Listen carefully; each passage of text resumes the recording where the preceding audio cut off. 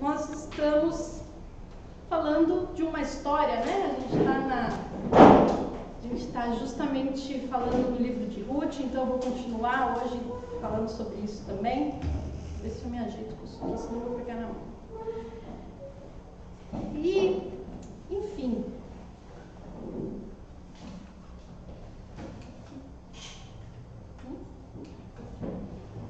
ao longo da vida a gente ouve muitas histórias, né? Quem aqui gosta de história? A gente ouve, a gente pode não gostar de ler, mas a gente já escutou dos pais, a gente assiste filme, né?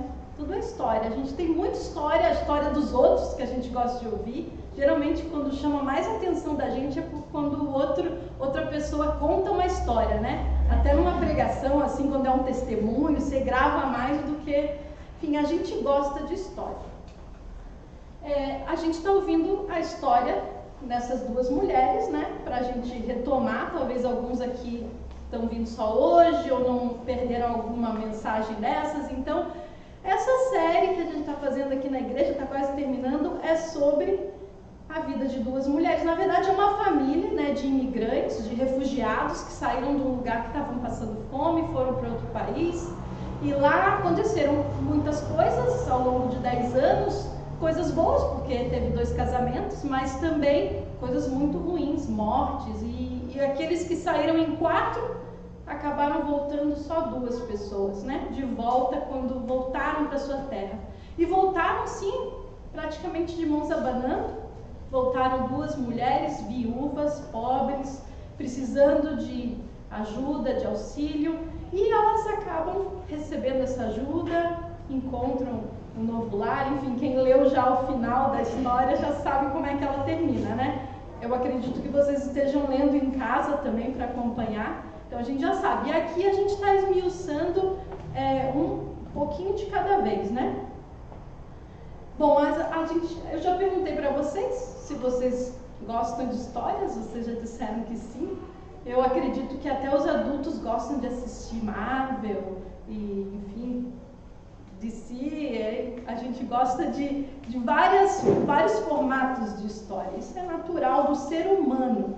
Histórias nos atraem, até os adultos. A gente se identifica, isso faz parte também até das mitologias, né? As mitologias são histórias, heróis com os quais a gente se identifica, com os quais a gente aprende moralidade, como agir, enfim, a gente tem essa conexão com histórias.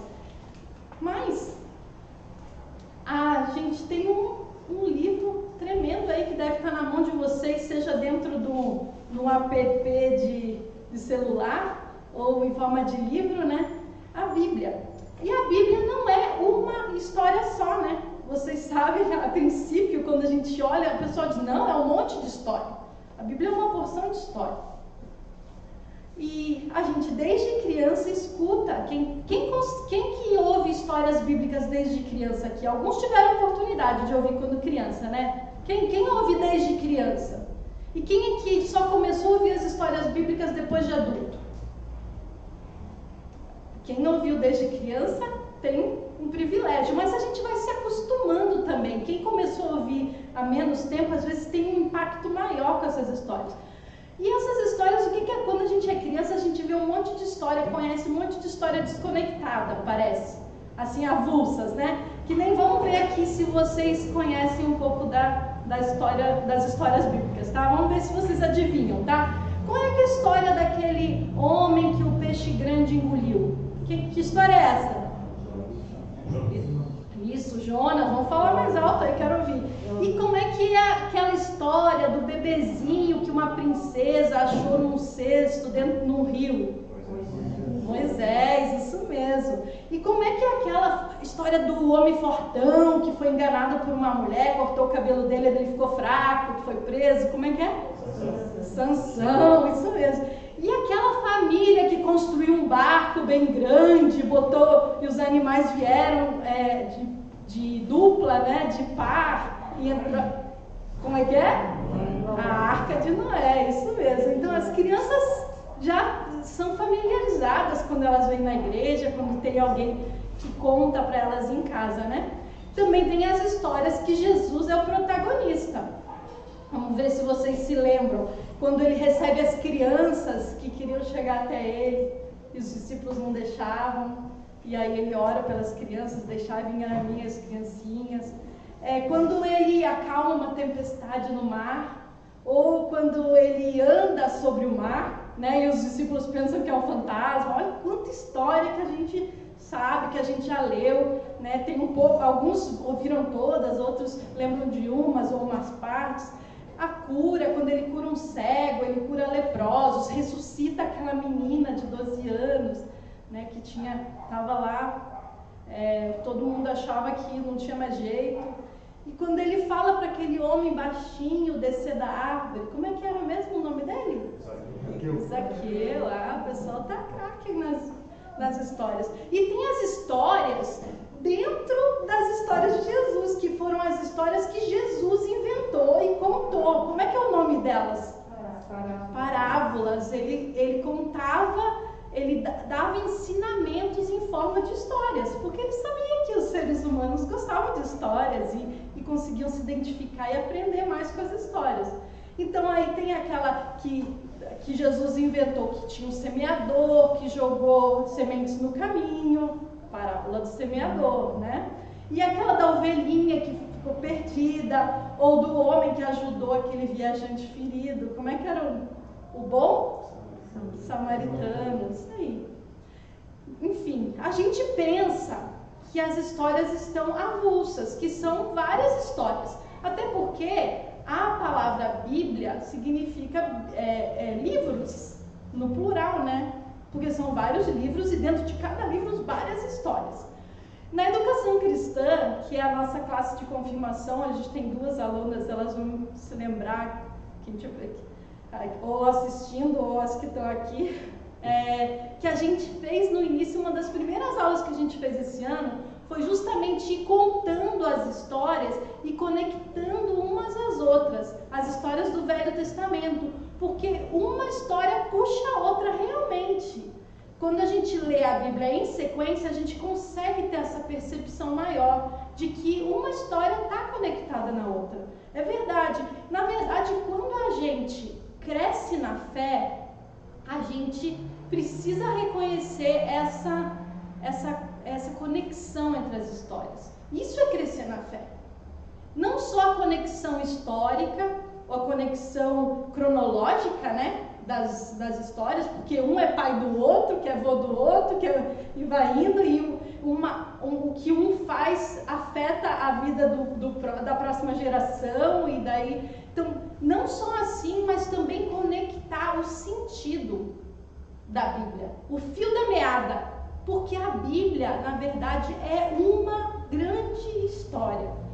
Ela é essa história que faz sentido, e todas as histórias menores, elas apontam para essa história maior. A gente precisa entender isso. Isso faz muita diferença na nossa fé. A gente precisa perceber como que essas histórias se conectam e como elas são uma única e maravilhosa história. A história de Deus. Os livros de história, na verdade, chamam essa grande história de a história da humanidade. Mas, na verdade, não é a história da humanidade, porque ela começou antes da humanidade. Ela começa lá na eternidade, lá quando ainda não existe mundo, e Deus existia antes de tudo. E ela vai até depois desse mundo, até a eternidade de volta. Então,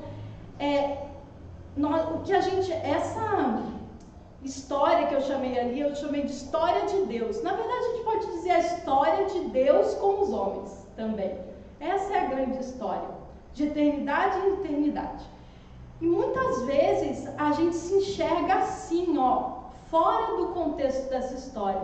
Tá vendo aquelas linhas coloridas ali? Não sei se vocês estão enxergando bem. Nossas vidas como se fossem linhas avulsas, voando aí fora da linha principal. Como se a gente vivesse, aqui tá a história de Deus e a minha vida é outra coisa. Eu vou na igreja e eu escuto sobre aquela história. mas não é a minha história. A gente às vezes enxerga a nossa conversão, que é quando a gente recebe a Jesus como Salvador da nossa vida, quando a gente crê em Jesus, a gente enxerga mais ou menos assim. É uma forma de ver as coisas. Agora eu quero que vocês me digam o que faz mais sentido. Jesus está ali, eu vivi a minha vida sem ter muita conexão com Ele, sabia que Ele estava lá, mas aí uma hora Ele vem fazer parte da minha vida. Jesus veio para a minha vida. Essa é uma forma de você falar sobre a conversão. Ou, quero que vocês me digam o que faz mais sentido. A minha vida foi inserida na história maior. Quando eu me converto, eu vou fazer parte dessa história. Minha vida entra para a eternidade, vai fazer parte da história de Deus. O que vocês acham que faz mais sentido? Conversão é reconhecer que eu sou de Deus. Eu sou parte de um propósito maior. E eu fui criada para os propósitos dele. E eu devo viver não mais a minha vida independente, mas a minha vida dentro do propósito de Deus. Então, obviamente, faz muito mais sentido, na minha visão, descrever uma conversão como o número 2 ali que a gente está vendo. A nossa conversão é entrar nessa história. O autor do livro de Ruth, ele faz uma coisa interessante. Ele realmente coloca a história de Ruth, de Noemi, dentro dessa história de Deus. Dentro dessa história maior. Dentro de uma história maior que a história do rei Davi, né? Porque é o início. No final do livro de Ruth, a gente vai ver que eles são ascendentes, né? Eles são os avós, os tataravós de Davi, que foi o grande rei de Israel. Então quer dizer que a história de Ruth é tipo a pré-história da história de Davi. Mas a história de Davi também não é uma história avulsa, ela está dentro da história daquelas promessas de Deus para o povo de Israel, de uma aliança de Deus com o povo.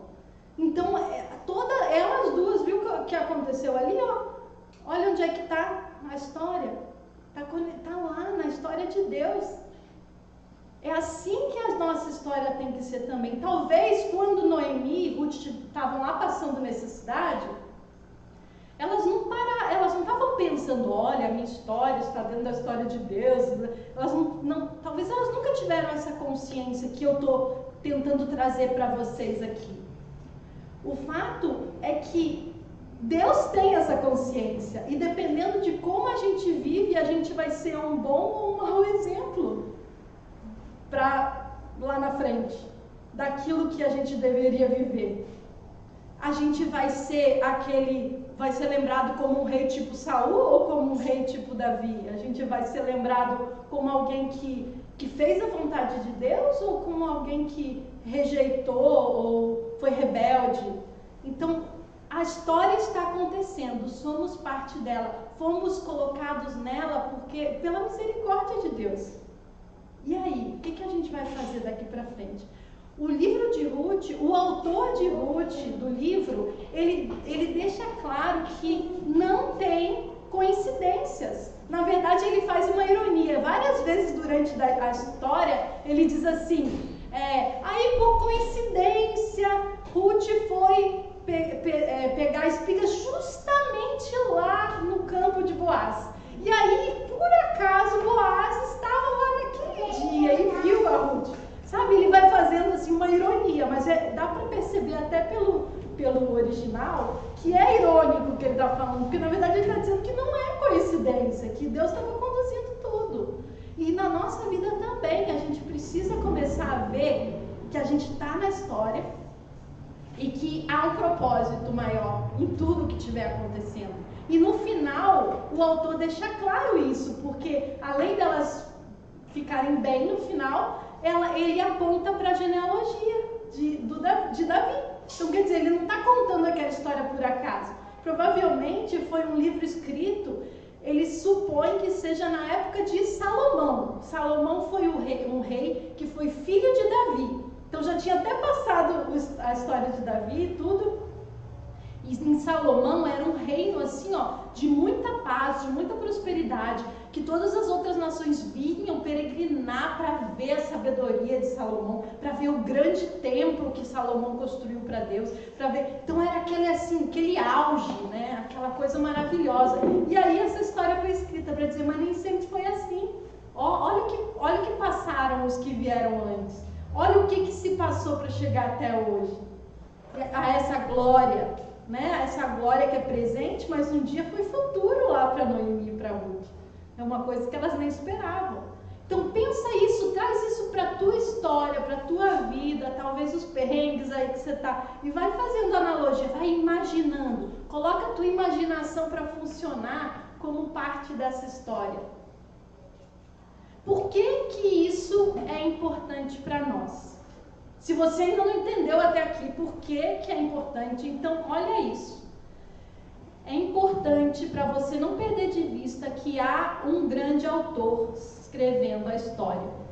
Não só a sua história, a história dele, da qual você foi misericordiosamente, graciosamente incluído, se você é um filho de Deus já. E nós precisamos ter essa noção e se lembrar disso todo dia, para que quando a gente caminhe em fé, para que a gente caminhe em confiança de que a gente está seguro, de que a história está nas mãos de alguém soberano, poderoso, que nós somos esses personagens dessa história que Deus está conduzindo. A gente precisa disso. Fé, a gente precisa disso. Certeza sem ver tudo.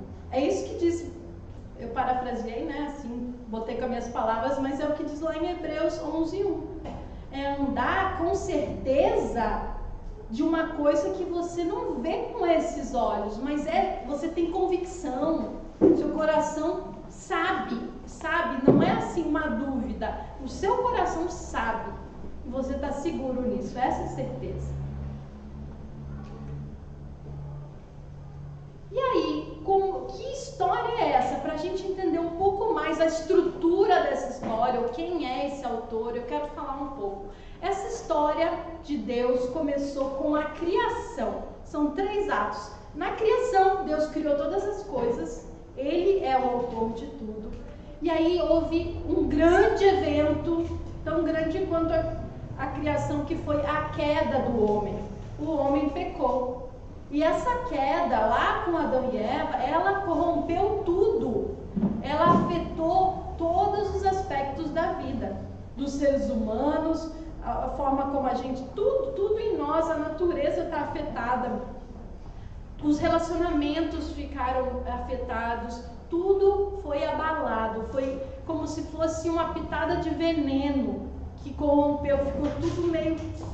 E agora a gente está na fase de Deus redimir a criação, a redenção. Nós estamos nessa fase, nós estamos em queda, mas Deus está trabalhando para redimir todas as coisas que Ele criou. Nós vemos Deus ao longo dessa história se revelando.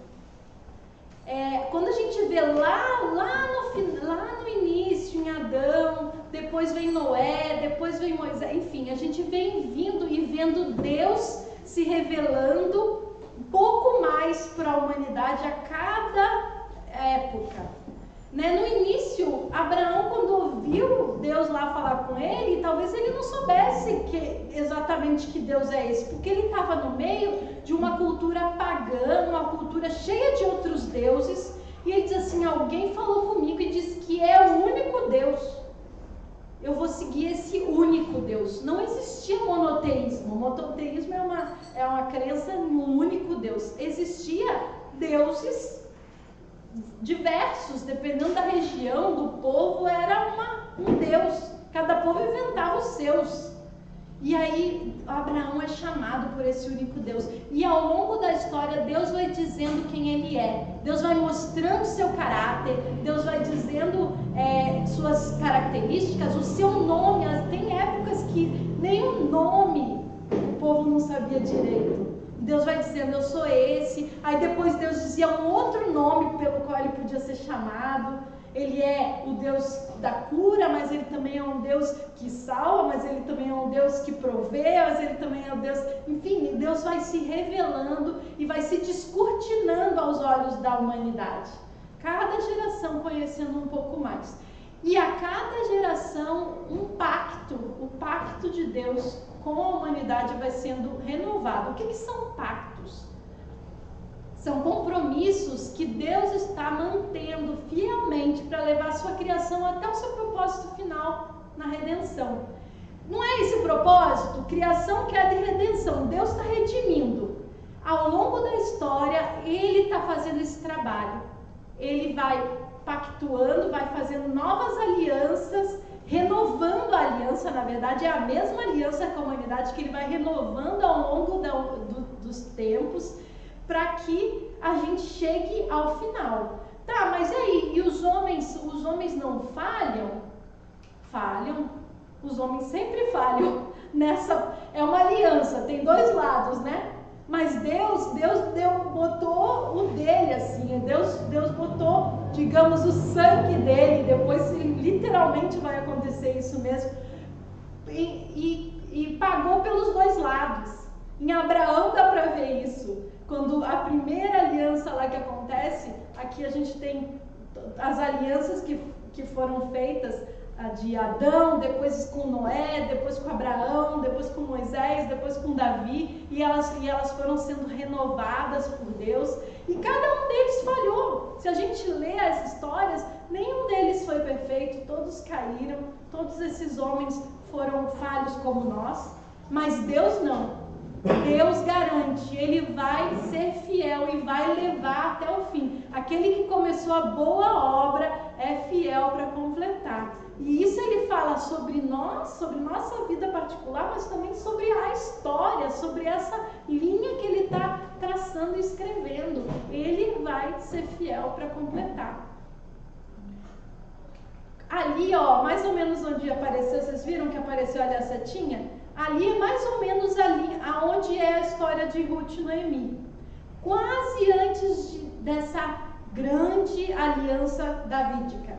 Então já tinha acontecido 4 alianças e é aí que está mais ou menos localizado temporalmente, né? E uma coisa interessante desse livro é Deus dizer que Ele não é um Deus de um povo só. Lembra que eu disse que cada povo tinha o seu Deus? Cada povo tinha o seu Deus. Quando eles iam para a guerra, era como se fosse a briga desse Deus contra esse Deus. A briga dos deuses, entre os deuses dele. Vamos ver quem é mais forte. Quem fizer vencer é o mais forte. Então eles tinham esse caráter étnico. Mas aqui tem uma moabita. Tem uma moabita na história, um outro povo. E ela creu nesse Deus. E aí a gente consegue ver, em alguns pontos do Velho Testamento, a gente consegue ver que Deus não é um Deus étnico. Deus é o Deus de toda a terra. Ele veio para todos. Isso a gente vê também no livro de Jonas, do peixe grande e tal. Vocês falaram do início, então vocês conhecem. No peixe grande lá, quem que Deus tinha mandado ele pregar? Para quem? Vocês lembram? O nome da cidade? Falem alto. Nínive. Nínive era uma cidade de judeus, de hebreus? Não, era um povo também estrangeiro. E eles se converteram. Então, em alguns lugares do Velho Testamento, a gente já consegue ver que a visão de Deus era toda a terra. Lá em Abraão, quando ele foi chamado, ele disse: em ti serão benditas todas as famílias da terra.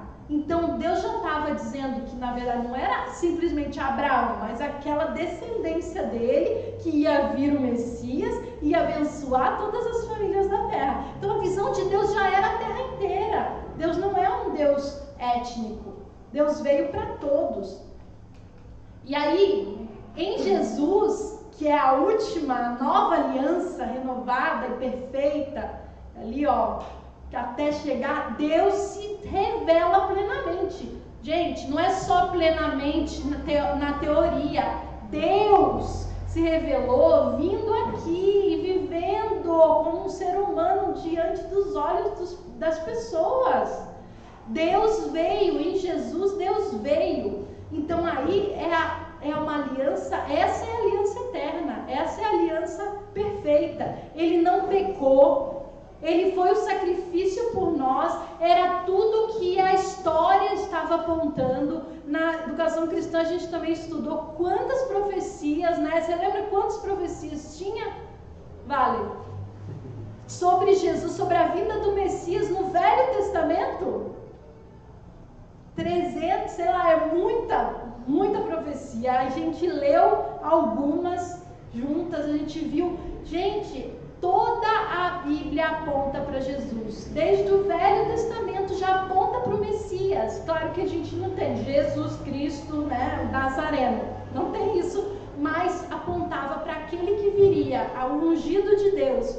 Tudo apontava para essa. E nós vimos, se descortinou diante de nós. Enfim, chegou o pacto perfeito, ele deu o próprio sangue, não tem mais que refazer sacrifício, é em Jesus. Mas a história ainda não acabou. Nós estamos aqui entre o já veio e o ainda vai vir plenamente. A gente está nesse meio do caminho e aqui a história ainda continua e somos personagens dela. Estamos vivendo como? Pergunte-se, dentro dessa revelação da redenção,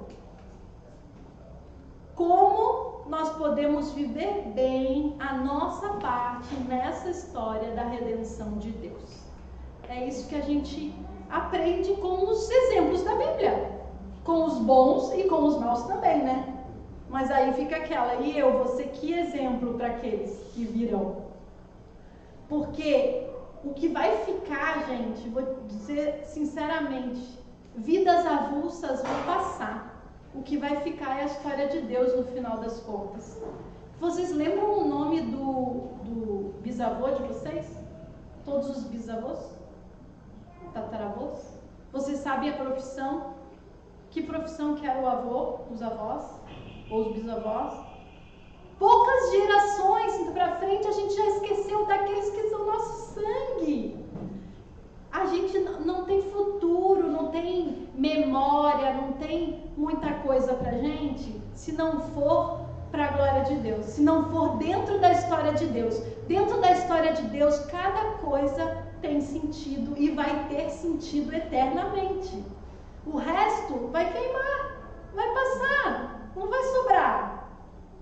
Então, tem tanta gente que faz tanta coisa para ser famoso, para botar o seu nome na história. Gente, isso vai passar. O que vai ficar é o que a gente fizer dentro dessa história, apontando para Deus. E o que a gente pode aprender com o exemplo de Ruth, Noemi e Boaz? Então agora vamos abrir no trecho de hoje. Grande essa minha introdução, né? Calma, mas agora já foi metade. Quem não quiser abrir vai estar passando ali também, né? Mas eu vou abrir aqui para não ficar olhando para trás. A gente está no capítulo 3, a partir do 6. A gente vai terminar esse capítulo hoje, então vamos ler.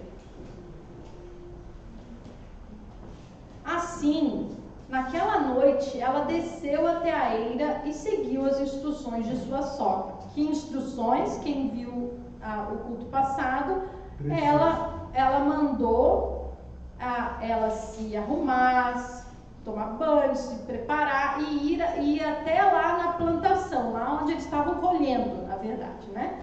Se esconder e chegar junto lá de Boaz, fazer, enfim, deu as instruções bem certinho como ela devia fazer, que a Noemi mandou a Ruth ir. Quando Boaz terminou de comer e beber, estava alegre. Foi deitar-se perto de um monte de grãos e pegou no sono. Ruth se aproximou em silêncio, descobriu os pés dele e se deitou. Por volta da meia-noite, Boaz acordou de repente. Ele se virou e ficou admirado de encontrar uma mulher deitada a seus pés. O Marcelo falou um pouco disso também na pregação passada. Ele avançou no meu trecho. Mas é bom porque agora vocês já sabem por que ele acordou assustado, enfim, que estranho, uma mulher ali no meu pé, o pé, talvez ele estava com frio, aí ele se assustou, talvez achou que era um fantasma primeiro, enfim, tem muitas, mas conseguem imaginar a cena, né? Que coisa, estava meio alto, mas aí já tinha dormido um pouquinho, então passou um pouco o efeito do vinho. Quem é você? Perguntou ele. Sou sua serva Ruth, respondeu ela. Estenda as abas de sua capa sobre mim, pois o Senhor é o resgatador da minha família. Literalmente, ela pediu para ele pedir ela em casamento. É isso que significa estender a capa sobre mim. Quando se estendia a capa sobre uma viúva, quando você estava pedindo ela em casamento. Então, cara de pau, né?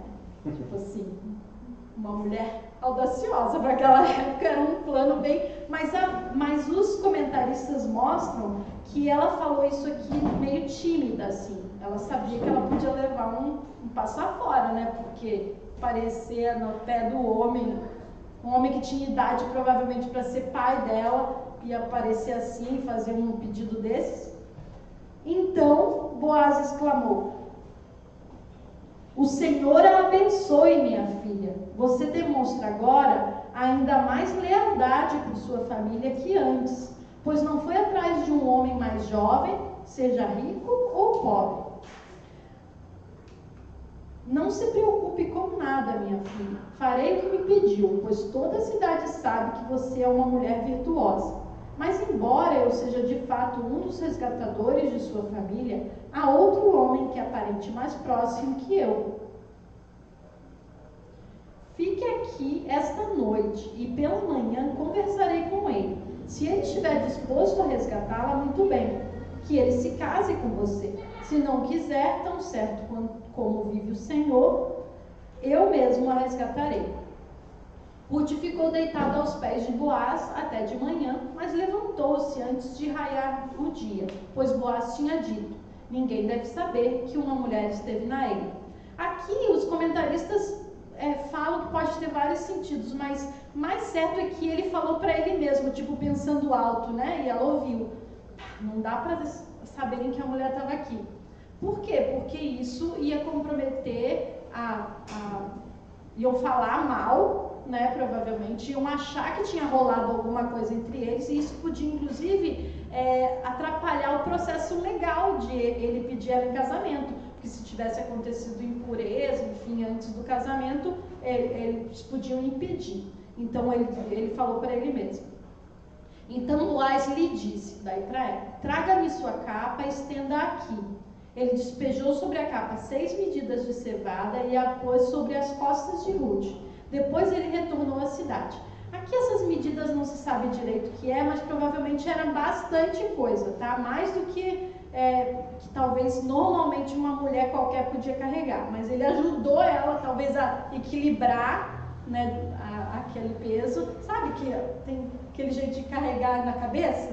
Então, um jeito de carregar assim que equilibra muito peso, ela conseguiu. Quando Ruth voltou à sua sogra, ela lhe perguntou: como foi, minha filha? Ruth contou a Noemi tudo o que Boaz havia feito e acrescentou: ele me deu estas 6 medidas de cevada. E disse: não volte para sua sogra de mãos vazias. Então Noemi disse: tenha paciência, minha filha, até sabermos o que vai acontecer. Boaz não descansará enquanto não resolver essa questão ainda hoje.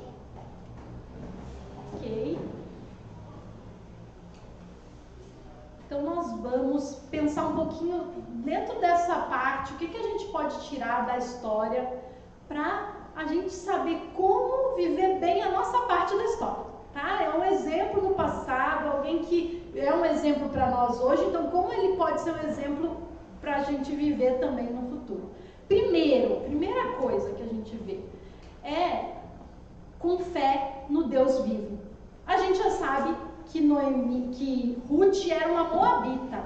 Ela casou lá na terra dela com o filho da Noemi e provavelmente lá mesmo ela se converteu. Ela creu nesse Deus que essa família da qual ela foi fazer parte acreditava e vivia ali no dia a dia. E com isso, ela abandonou os seus ídolos. Aqueles deuses que eram os deuses moabitas, que eram os deuses do seu povo. Ela virou as costas para ele.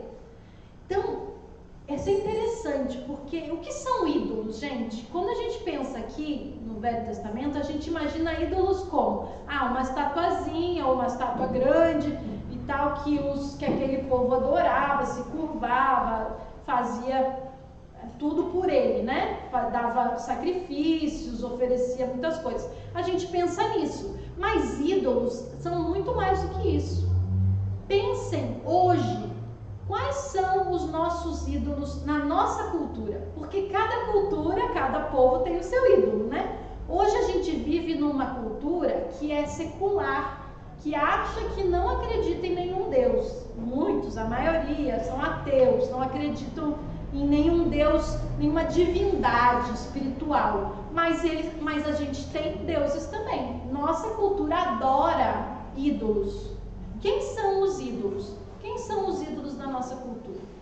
Não sei se dá para ler muito bem, eu levantei algumas hipóteses, mas a gente tem os ídolos do dinheiro, da liberdade financeira, né? Mais bonito dizer liberdade financeira. As pessoas fazem projetos para ter a sua autonomia, daqui 10 anos não quero trabalhar mais, só vou viver de renda, não sei o quê, e aí trabalha, põe aquilo como se fosse um ideal, tudo na sua vida focado naquilo, ou fama e sucesso, uma carreira bem sucedida, ou amor em relacionamentos, quando eu encontrar a minha alma gêmea, quando eu encontrar o amor e tal, aí é isso que eu estou buscando, aí você completo, aí, ou identidade, se eu souber quem eu sou, autonomia, né? Não, eu não quero depender de ninguém vai me mandar, eu quero ter liberdade, eu quero botar os meus próprios limites, minhas regras, meu corpo, minhas regras, enfim.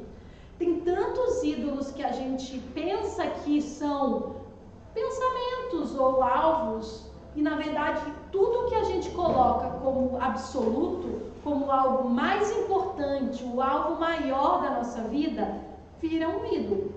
Pode ser até coisas boas, sabe? Uma coisa que Deus te deu, tipo um filho, um neto, mas aí a gente absolutiza, coloca no lugar de Deus, virou um ídolo. Tudo que a gente coloca no lugar mais importante da nossa vida, como alvo principal, se não for Deus, é um ídolo. O que a Moabita fez foi abandonar os ídolos. E isso para a gente crer realmente, com fé, e ter essa fé no Deus vivo, a gente tem que largar a fé dos outros ídolos. A gente tem que abandonar os ídolos. Mesmo que sejam esses ídolos seculares. Quem pode dizer? Você mesmo, orando com Deus, pedindo para ver que lugar essas coisas estão ocupando no seu coração, na sua rotina, no seu tempo. Uma dica boa é ver o que ocupa mais o meu tempo, porque o tempo é uma coisa valiosa, é o mais valioso, né? Onde é que eu gasto o meu tempo? Talvez seja com entretenimento, talvez o entretenimento seja um ídolo para você.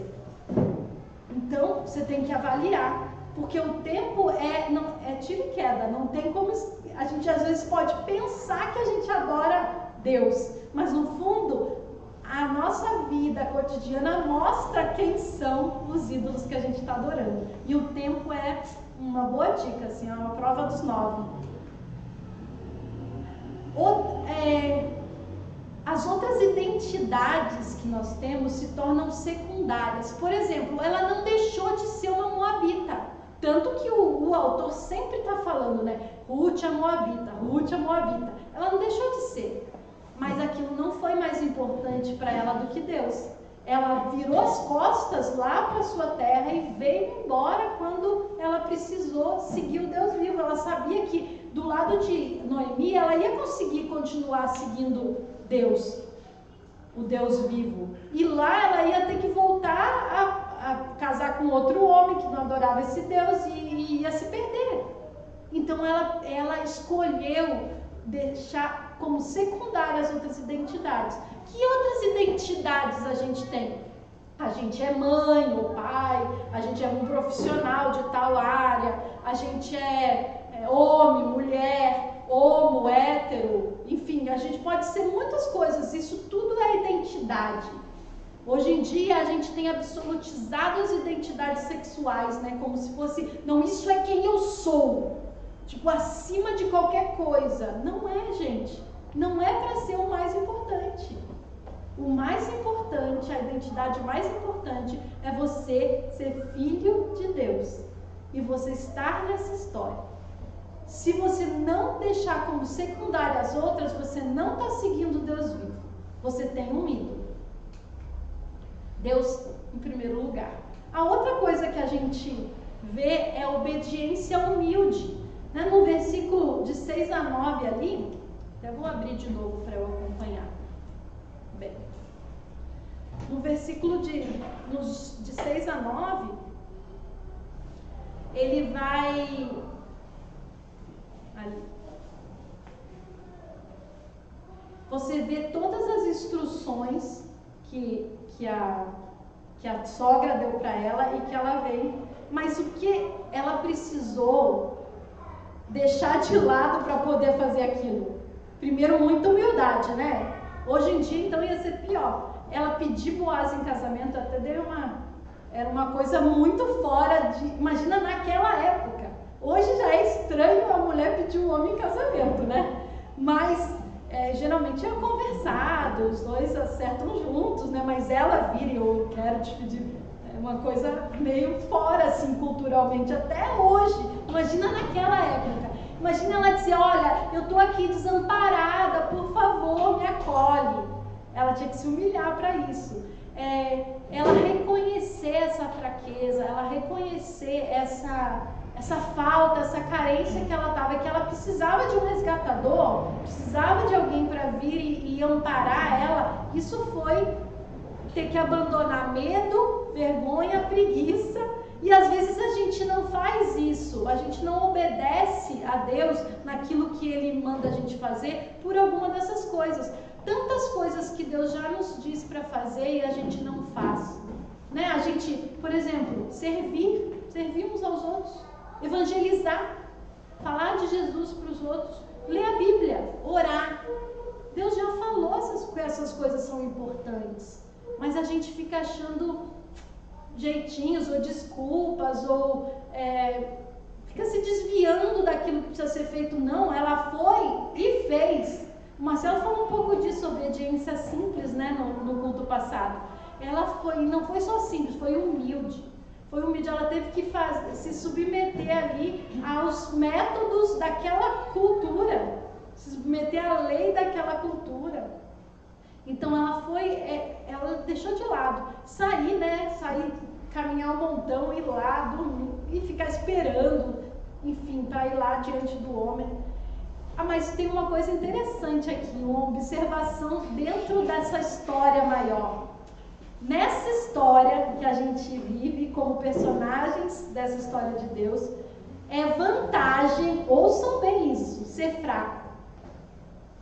Na nossa cultura, não é vantagem ser fraco, vulnerável, não é nada disso. Tu tem que ser forte, autônoma, independente, dona de si, e enfim, a luta, e não sei o que. Ser fraco, reconhecer fraqueza não é vantagem, mas na história de Deus é. Eu vou dar alguns exemplos. Jesus disse que para a gente ganhar o reino de Deus, a gente tem que se tornar como crianças.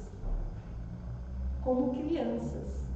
A gente tem que reconhecer a dependência. A gente tem que, maior é o que serve, Jesus disse. Maior é o servo que serve. Os últimos serão os primeiros. Umas coisas meio loucas que diz assim, não, o fraco tem uma vantagem aqui. Bem-aventurados os pobres, os que choram, os humildes, os que têm fome e sede de justiça, os perseguidos. Bem-aventurados, ou seja, felizes. Tudo isso está lá em Mateus 5, nas bem-aventuranças. Então, quando eu reconheço que eu sou fraco, aí é que eu sou forte. Paulo diz, né? Que a tua graça me basta, porque o teu poder se aperfeiçoa na fraqueza, na minha fraqueza. Então é vantagem ser fraco, é vantagem reconhecer, porque daí você não é soberbo, aí você não pensa que é o teu braço que vai te dar as coisas. Quando você sabe, olha para si, vê que você não tem condições nem de obedecer ao que Deus diz, porque a gente tem que ter obediência humilde. A gente não tem condições em nós mesmos nem de conseguir ser humilde. A gente clama, Deus me dá humildade, Deus me dá a fé que eu preciso. Teve pessoas que sempre Jesus perguntava, né? O que queres que eu te faça? Aí Jesus dizia, você tem que crer, você tem fé? Aí teve uma pessoa que respondeu para ele, eu tenho, mas me ajuda na minha falta de fé. Você pode fazer isso. Fraqueza é força. Nesse sentido, fraqueza é força no reino. E ela foi assim mesmo. Foi lá, mas ela foi à luta. Ela foi humilde, ela foi fraca, mas ela fez o que ela podia fazer. É isso que tem que fazer, então vamos lá. Sem preguiça, então vamos fazer. E Deus foi com ela, Deus sustentou ela, por mais difícil que fosse, para dar os passos. Outra coisa que a gente vê aqui é sobre não pegar atalhos. Eu vi isso no versículo 10, que Boaz diz para ela que ela podia, bem-aventurado que você podia ter procurado um outro marido, mais jovem, seja rico ou seja pobre. Por quê, gente?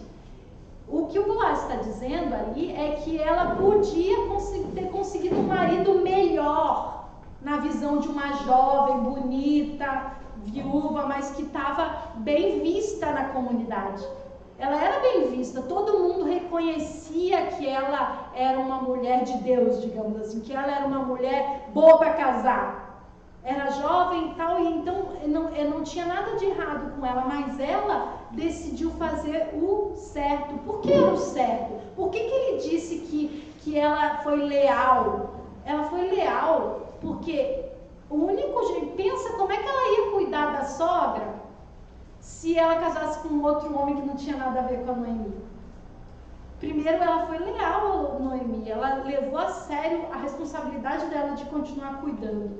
Outra coisa, ela levou a sério a memória do ex-marido, porque ela se preocupou que fosse o marido certo que desse descendência para o seu sogro e para o seu marido, que conseguisse manter a linhagem.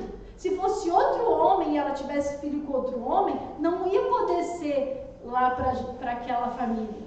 Não podia resgatar os bens. Então, Boaz reconhece que podia ser rico ou pobre, ela ia ter conseguido um marido mais jovem. Então, ela podia ter se apaixonado por um mais jovem, talvez alguém tivesse cortejado ela meses ali, mas não, ela esperou e fez o certo, o caminho certo, mesmo que o cara fosse velho que nem o pai dela, mas ela foi e Deus estava conduzindo aquilo tudo. Às vezes a gente vai fazer o certo e vai parecer difícil. Eu não sei se foi difícil para ela, não fica claro, mas para Jesus foi. Para Jesus foi difícil. Tanto que lá no Getsemane, quando estava se aproximando a hora da cruz, a oração de Jesus demonstrou o quanto estava sendo difícil. Jesus disse para o Pai, se possível, passa de mim esse cálice. Se possível, se der para ser de outro jeito, mais fácil, dá aí essa força. Mas, contudo, não seja feita a minha vontade, mas sim a tua. Então, a gente, às vezes, vai ser difícil obedecer. Às vezes, a gente vai querer pegar atalho. E a gente tem que lembrar que a tentação é sempre uma desconfiança de Deus.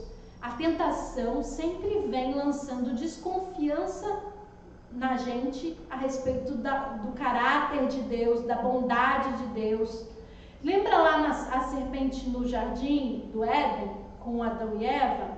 A serpente chega e tenta Eva dizendo assim: ah, não, Deus só está mandando vocês não comerem dessa árvore aí porque Ele não quer que vocês conheçam o bem e o mal como Ele conhece.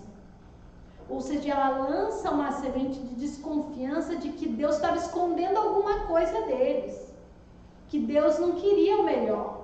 Por que a gente desobedece uma ordem de Deus? É porque a gente pensa que o jeito que a gente quer é melhor, que o jeito de Deus não está fazendo bem para nós. Então, por que a gente não espera até o casamento para transar, por exemplo? Ou por que a gente não espera, por que a gente mente? Por que a gente rouba? A gente acha que o que a gente tem não é suficiente. Deus não deu o suficiente, Ele não é bom, então eu vou lá e pego. Então todas as tentações têm uma desconfiança sobre Deus, sobre o caráter de Deus, sobre a bondade de Deus, sobre o tempo certo de Deus nos dar as coisas. Não está demorando demais, então eu vou lá e tomo a frente e faço antes da hora. Foi o que a Eva acabou fazendo. Jesus foi tentado assim por Satanás lá no deserto. O Satanás disse: se curva que eu vou te dar a glória de toda a terra aqui diante de mim. Só que Jesus ia receber isso depois da cruz. Então ele não pegou o atalho com o diabo. Ele foi, tomou o cálice. Ele foi por ali, pelo caminho que precisava ir, esperou e foi do jeito certo. Então não pega atalhos, isso está ali na história, dá para entender. E a última coisa que eu vejo é sobre a gente glorificar com obras, glorificar a Deus com as nossas obras. A gente vê que Boaz vai poder pedir ela em casamento, porque ele fala ali, tá bem certinho para ele ver. Não se preocupe, farei o que me pediu, pois toda a cidade sabe que você é uma mulher virtuosa. Ele precisava de autorização das pessoas do povo dele para ser o resgatador. Se fosse uma mulher de outro povo, ou uma mulher que não tivesse uma boa conduta, eles não iam permitir. Ia ser contra a lei de Deus, inclusive, né? Porque era uma mulher estrangeira. Então, ele não ia poder, um judeu não ia poder casar com ela, mas ela era convertida, ela realmente dava, com as suas obras, ela dava a entender a salvação que ela tinha. E só por isso pôde acontecer, só por causa do bom testemunho que ela deu, que toda a história pôde se desenrolar bem no final, porque ela passou aqueles meses ali e toda a conduta dela de mulher virtuosa mesmo, ela pode ser vista. Da mesma forma, Boaz. Na verdade, as mesmas palavras que falam sobre a boa conduta de Ruth, também já tinha sido dita sobre Boaz, quando descreve ele lá no início do capítulo 2. Fala sobre ele também, era um homem honesto, decente. As boas obras, prestem atenção, elas não nos salvam. Tá? Muita gente acha assim: não, eu vou para o céu, Jesus vai me salvar porque eu faço tudo certinho, eu sou uma pessoa boa. Tá, eu não faço tudo certinho, mas eu sou esforçado, eu dou cesta básica, eu cuido das pessoas, cuido da minha família, eu sou um bom homem, sou uma mulher, o meu coração é bom. Muita gente pensa que a salvação vem porque eu faço coisas boas e a condenação vem porque eu faço coisas más. Então uma coisa leva a outra. Mas não é verdade, tá? Pela palavra de Deus, a nossa salvação vem pela fé. E é por isso que eu falei da fé primeiro, da fé no Deus vivo. Pela fé que Ruth tinha. Mas quando a gente é salvo, a nossa vida muda. Tem que mudar. São os frutos da salvação. Se você não tem os frutos da salvação, não dá para dizer que você é se você está nessa história. Não dá para dizer que você serve o Deus vivo. Na verdade, talvez você esteja se dizendo um cristão, envergonhando o nome de Jesus. E tem muitos, infelizmente, muitas pessoas que se dizem cristãos, que se identificam como evangélicos e que não dão um bom testemunho. E aí eles envergonham o nome de Jesus.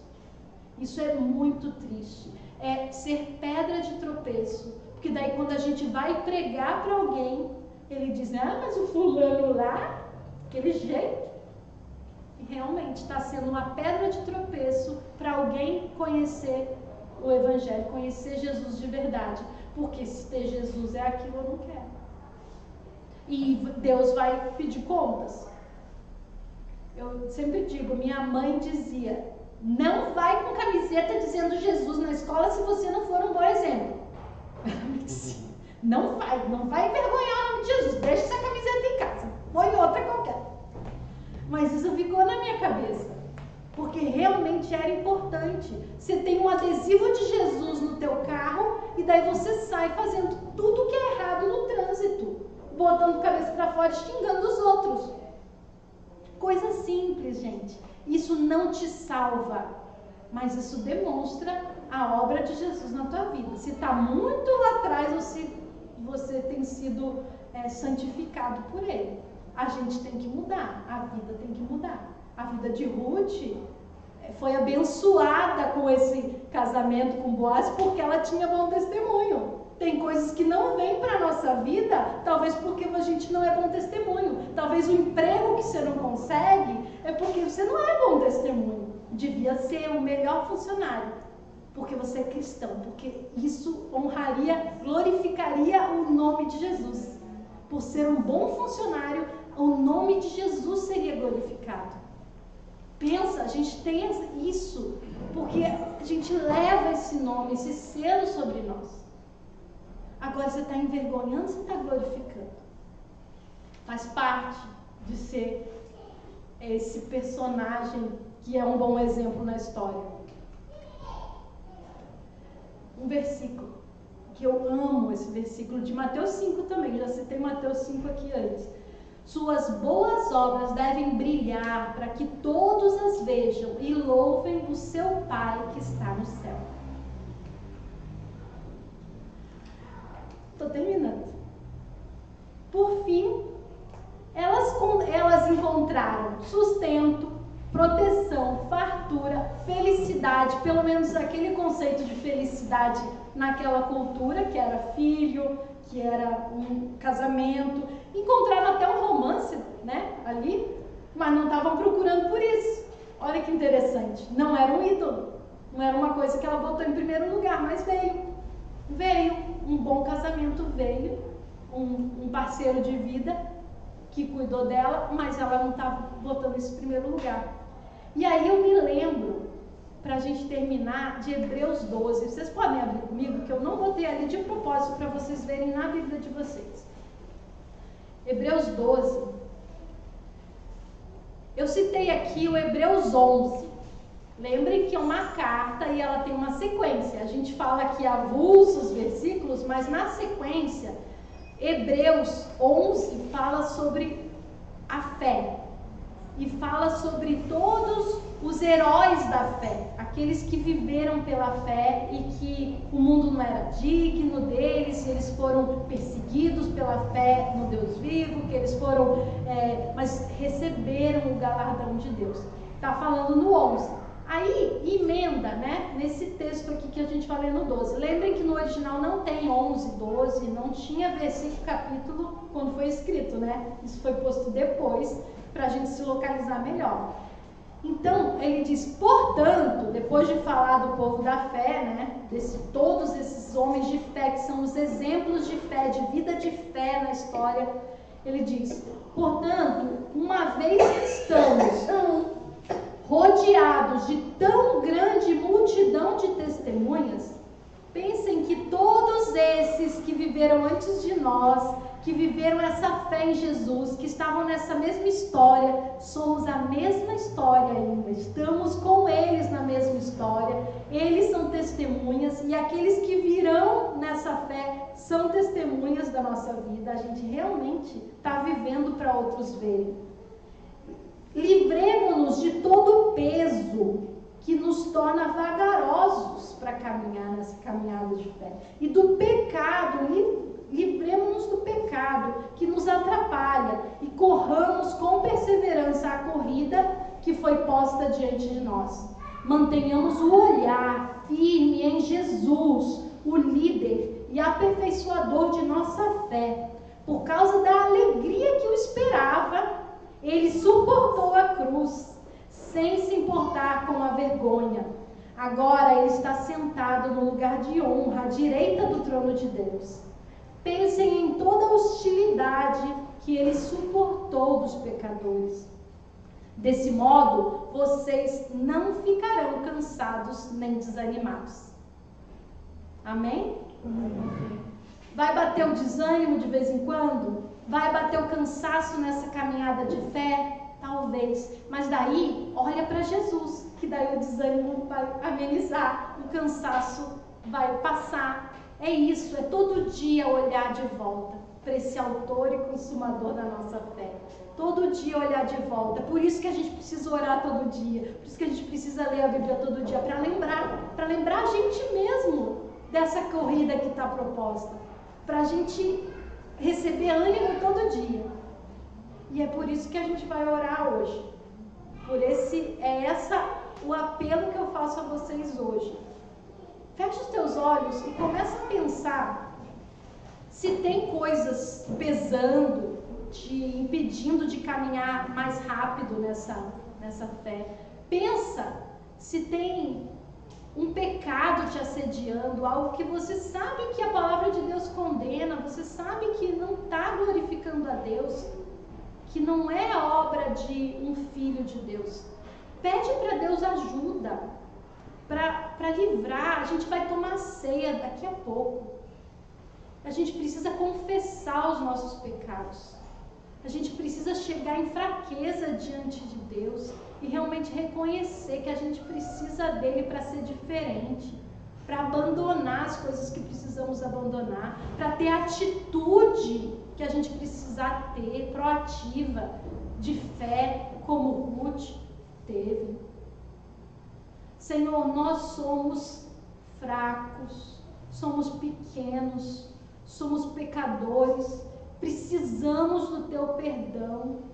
Viemos a ti confessar para que a gente participe da ceia, dessa festa que o Senhor nos inseriu, dessa mesa maravilhosa, dessa história que o Senhor nos incluiu, mas com esse coração quebrantado, com esse coração ciente, Pai, de onde estamos, ciente do teu sangue sobre nós, ciente, Senhor, conscientes de quanto custou para o Senhor, e nós não queremos ficar repetindo aquilo que não te agrada, porque te custou muito para a gente ser livre dessas coisas. Senhor, perdoa-nos, Deus, perdoa-nos por fazer vista grossa das coisas que a gente tem que mudar, por empurrar com a barriga aquilo que a gente sabe que não pode, que já chega. Deus, em nome de Jesus, muda-nos, Senhor, nos faz ser testemunhas que glorificam o Senhor não só com os lábios, Senhor, na hora do culto, do louvor, mas que glorificam com a vida diferente, que falam de Ti, mas tem lastro, tem uma vida por trás que respalda o que a gente está falando. Deus, em nome de Jesus, por Tua misericórdia, Tua graça, nós somos incluídos nessa história. E nós queremos celebrar com alegria isso hoje, não com tristeza pelas nossas faltas.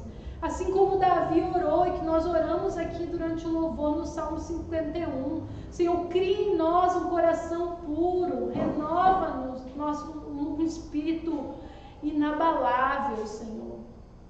Nos ajuda, Senhor, a ter mãos limpas, Senhor, para pegar os elementos hoje, Pai. É pela graça do Senhor. Muito obrigada porque o Senhor nos limpa. Senhor, muito obrigado.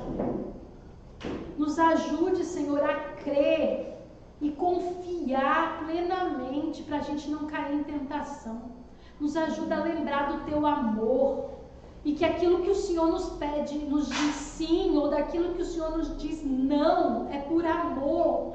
Nos ajuda a ser esses filhos que reconhecem e obedecem e confiam para obedecer. Nos ajuda a abandonar os ídolos, Senhor, dessa nossa cultura que nos assediam todo dia.